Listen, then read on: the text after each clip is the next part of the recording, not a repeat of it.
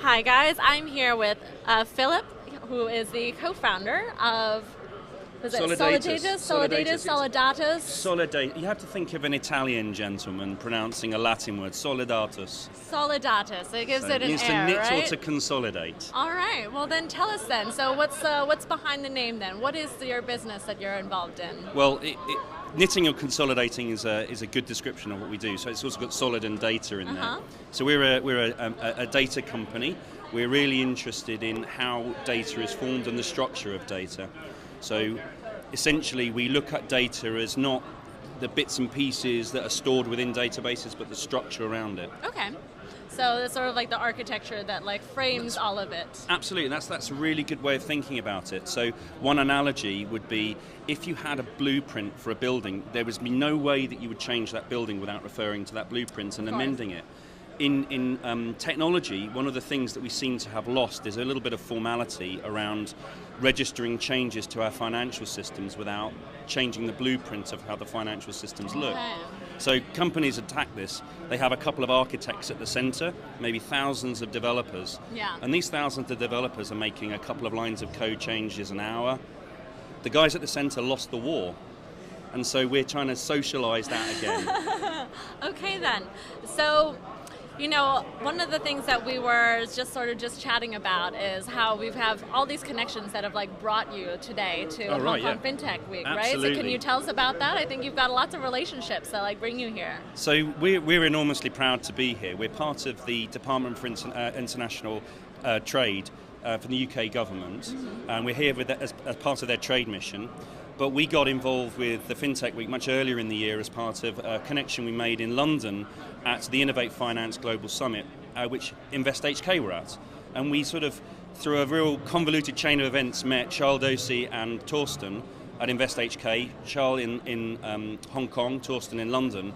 And there was this wonderful conversation between InvestHK and the Department for International Trade saying, you've got a cool fintech, how come we discovered this in Hong Kong?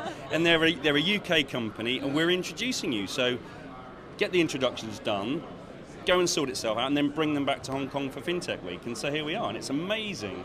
That's super exciting. I think we do have a really great energy here at the event, and it seems like lots of connections are happening. This is your first time here then? It's first time at FinTech Week. Okay. So I've been in and out of Hong Kong for more than 20 years, and I love the city, I love the vibe here.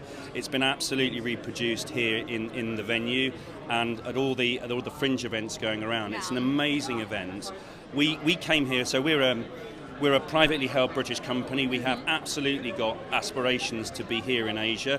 Hong Kong is a great jumping off point, and it's very exciting for us. We came here purely to sell software. We think, because we're a private company, we absolutely know we sell a bit of software here. We can absolutely set up here within months and be employing local guys in Hong Kong and all the way through China, and expanding ourselves, but also sorting out data for people, and that's our passion. It's a very dry subject, but it's enormously expensive.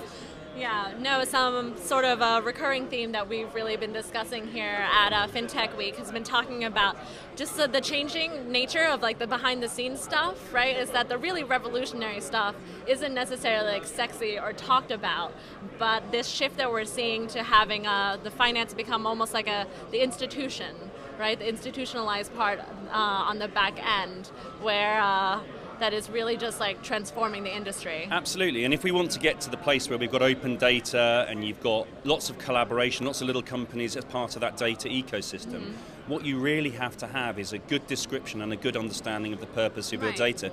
We live in a privacy-conscious age. If we use data inappropriately, there'll be a backlash against it. You can see it all around the world. And our real, if you like, our passion is to make sure that data is open and free for people to use responsibly. Right, so if you're sort of turning this into utility, so you want to make all those open channels and access points, but you also want to give people control so that the user is being considered in this, right? We want to give people transparency. There's no point in sort of covering up and saying you're transparent without actually having that transparency. Right. When I see people and cookies on websites, I really should see who's using my data. Right. I shouldn't have to read 1,000 pages of legal documentation to work that out. It should be visceral and in my face. And that's our passion, is to give it all as a really open thing for people as a right. All right, so there we have it. Our likable people in fintech making finance a more likable thing, right? Absolutely. Thank you very much. All right. So thank you so much, Philip, for joining us and making time for us. You're a speaker and so important at this event. We're going to have more interviews, more live videos from you from Hong Kong Fintech Week. Don't forget to hit subscribe and hit that bell for the channel.